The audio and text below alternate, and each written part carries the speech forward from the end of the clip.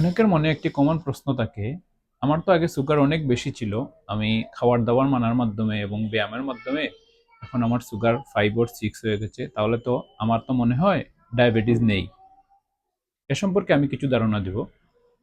আসলে আমরা যারা চিকিৎসক তারা সাধারণত তাদের পেশেন্টের লক্ষণ, রোগের লক্ষণ দেখে ইনভেস্টিগেশন করে এক্সামিনেশনের মাধ্যমে আমরা নির্ণয় করে থাকি কী রোগ আছে। যেমন ডায়াবেটিস রোগীদের ক্ষেত্রে আমরা কিন্তু টেস্ট করে সুগার লেভেল যখন বড়া পেটে 11.1 বা তার বেশি হয়ে থাকে এবং খালি পেটে 7-এর উপরে হয়ে থাকে, তখন কিন্তু আমরা ডায়াগনোসিস করে থাকি তার ডায়াবেটিস আছে।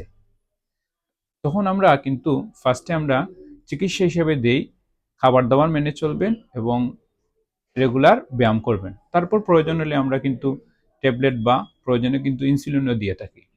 তাদের মধ্যে কিছু কিছু রোগী দেখা গেছে যারা কিন্তু আগে ইনসুলিন এবং ট্যাবলেট দুইটি ব্যবহার করত, কিন্তু এখন উনি খাবার দাবার যথেষ্ট মেনে চলে এবং রেগুলার ব্যায়াম করে, তার মাধ্যমে কিন্তু ইনসুলিন এবং ট্যাবলেট ছাড়া শুধুমাত্র ব্যায়ামের মাধ্যমে ওনার ডায়াবেটিস কন্ট্রোল হয়ে গেছে।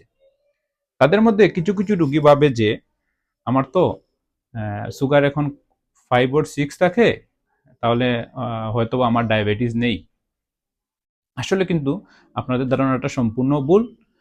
আপনাদের কিন্তু মানতে হবে যে ডায়াবেটিস আছে, কারণ ডায়াবেটিসের একটি কিন্তু মেইন চিকিৎসাটাই হলো কিন্তু খাবার দাবার মেনে চলা এবং নিয়মিত ব্যায়াম করা। সেটা মাথায় রেখেই কিন্তু আপনি ডায়াবেটিস রোগী, সেটা কিন্তু মাথায় রেখেই কিন্তু আপনার মেনে চলতে হবে। যদি এই মানার ফলে কিন্তু অনেক সময় দেখা যায় অন্যান্য কিছু কিছু ডিজিজ যেমন স্ট্রোক এবং হার্ট অ্যাটাকের ঝুঁকিটাও কিন্তু কমে যায়।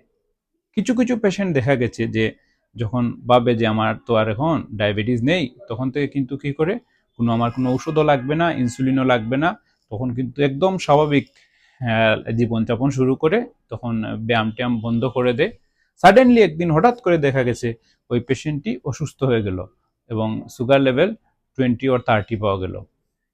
সেটা কিন্তু মাথায় রাখতে হবে।